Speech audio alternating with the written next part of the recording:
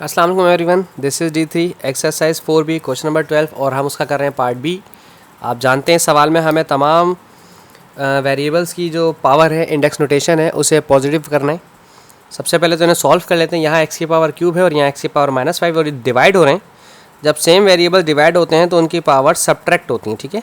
तो 3 सब्ट्रैक्ट के लिए माइनस, ये माइनस का 5 जब ऊपर जाएगा तो माइनस माइनस प्लस कर देगा।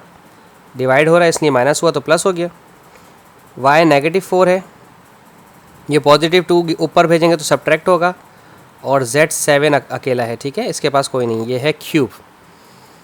डिवाइडेड बाय x के पास -4 है और नीचे x की पावर 7 है, दोनों पावर सब्ट्रैक्ट हो जाएंगी, -4 -7। y कोई पावर नहीं है तो 1 है, ये -3 है तो माइनस माइनस +3 हो जाएगा। और z हमारे पास -5 अकेला बचा और ये यहाँ पर -2 है। ओके, अब इसे सॉल्व करते हैं। x 5 + 3 आपके पास हो गया 8, y माइनस माइनस प्लस 4 + 2 6 हो गया, बट साइन आएगा नेगेटिव का। और z सिर्फ 7 है और होल पावर अभी 3 भी मौजूद है। अब इसको देखते हैं। Minus minus plus 7 + 4 11, but sign आएगा नेगेटिव का। y 3 + 1 4 और z -5 एज इट इज़ रहा और बाहर ब्रैकेट के है -2। अब इनकी ब्रैकेट्स ओपन कर देते हैं, मल्टीप्लाई कर देंगे। x 3 8 ज़ार 24, y माइनस में आंसर आएगा 6 3 ज़ार 18, z 7 3 ज़ार 21। ओके, यहाँ माइनस है तो ये सारे साइन चेंज हो जाएंगे।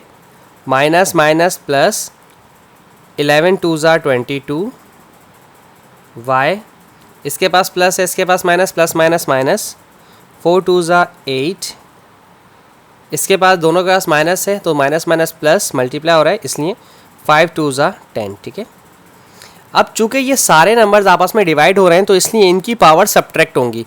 देखें x y z divided by x y z, तो इनकी पावर सब्ट्रैक्ट करनी है, ठीक है। मल्टीप्लाई होते तो ऐड करता। 24 सब्ट्रैक्टेड बाय 22, चूँकि ये दोनों x हैं।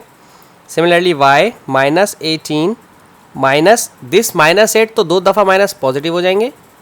देन z 21 -4 डिवाइड साइन, और ये 10 नेगेटिव का नहीं है, पॉजिटिव का है, इसलिए -10 ही लिखेंगे, ठीक है। सो x 24 में से 22 गए तो ओनली 2 लेफ्ट। y 18 में से 8 गए तो माइनस का 10, बिगर वैल्यू का साइन लेंगे।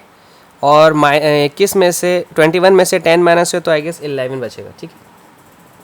तो अब हमारे पास यहाँ पर सिर्फ एक ही नंबर है जो नेगेटिव है और वो है y10, तो इस y10 को नीचे भेज देते हैं।